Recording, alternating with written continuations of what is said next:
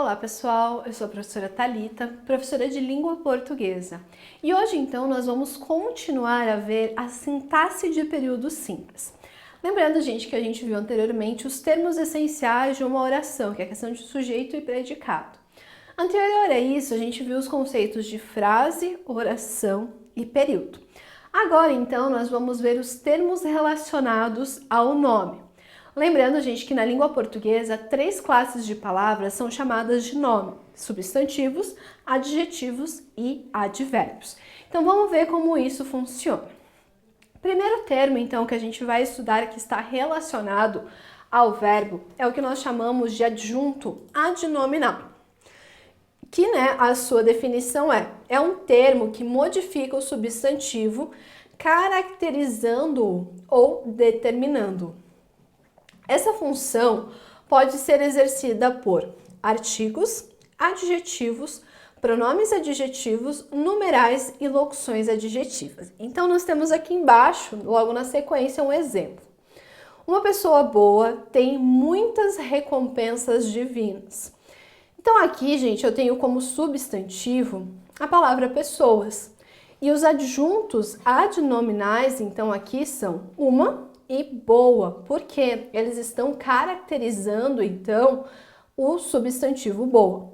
Mesma coisa acontece aqui com o substantivo recompensas. Eles são, então, aqui no caso, caracterizados por muitas e divinas. Então, a gente tem que lembrar o quê? Adjunto adnominal, eu sempre vou ter, então, em torno de um substantivo.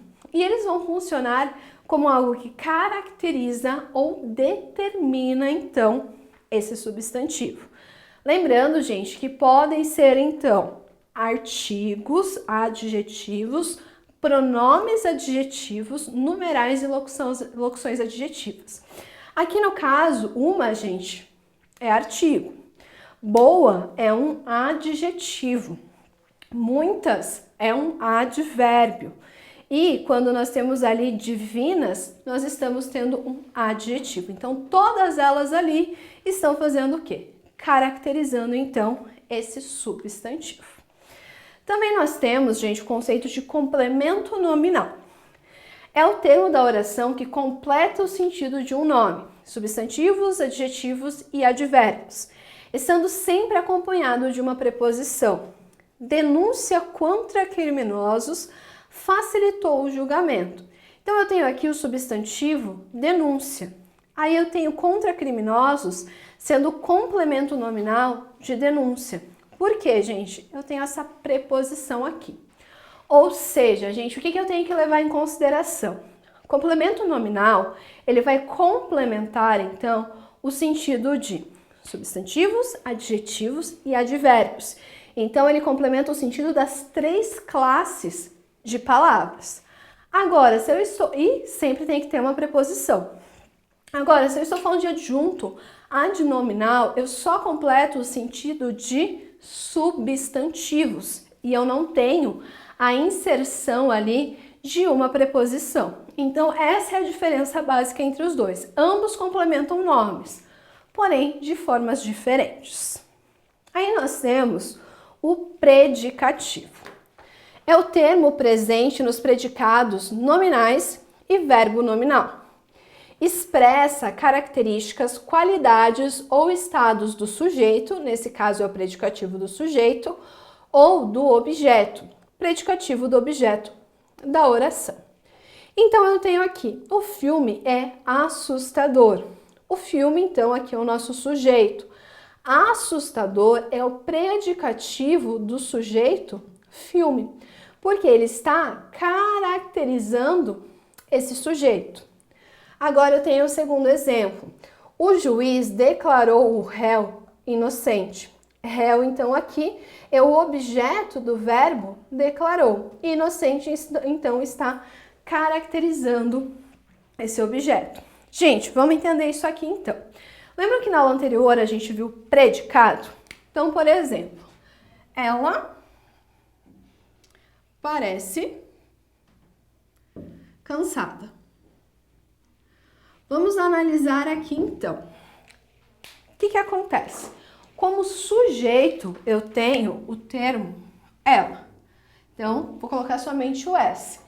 E aqui eu tenho como núcleo a própria palavra ela, que é um pronome. Então, eu tenho um sujeito simples. Tudo aquilo que não é sujeito é predicado. Então, parece cansada, tudo isso daqui vai ser o nosso predicado. Lembram que daí a gente viu que o núcleo desse predicado normalmente é o verbo?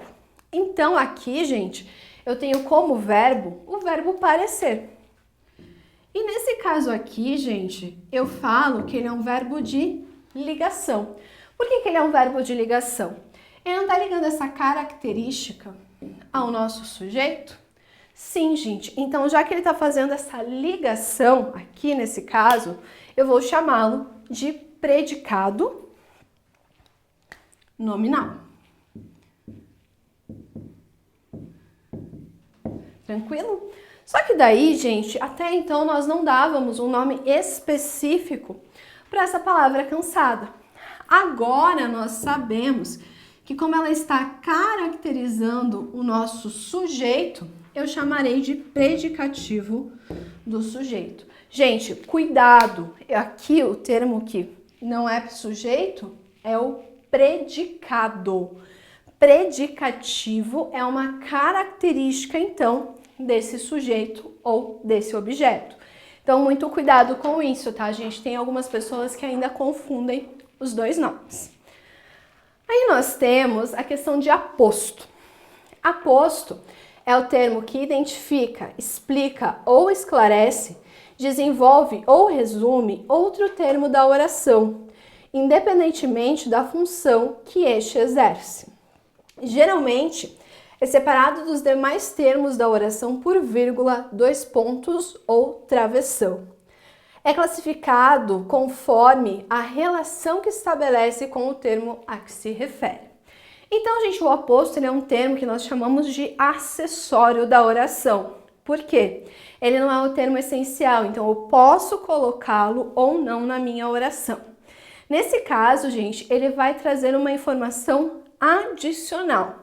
Informação essa que, se eu retirá-la dessa minha oração, não vai prejudicar o sentido.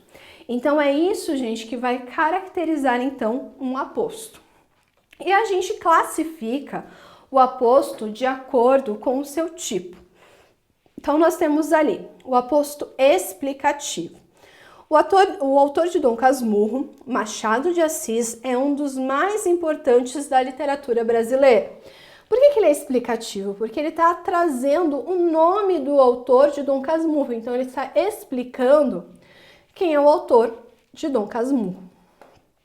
Aí nós temos o aposto enumerativo.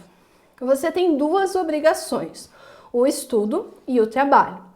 Como o próprio nome já diz, gente, ele enumera, então eu tenho uma coisa, a segunda coisa enumerada. Então, por isso esse nome enumerativo. Aí nós temos o aposto resumidor. Nós temos aqui poemas, contos, novelas, romances. Tudo isso é literatura. Ou seja, gente, o tudo isso aqui, ele é um aposto resumitivo em relação a todos esses tipos de texto aqui que eu citei. Então, gente, é isso que vai caracterizar, então, esse aposto resumitivo. Especificador. O presidente Barack Obama visitou Cuba.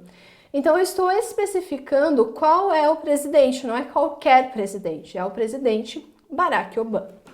Ou seja, gente, nesses 4 exemplos, qualquer uma dessas informações, elas podem ser retiradas do texto sem que prejudiquem o seu sentido, tá? Então, essa é a ideia do aposto.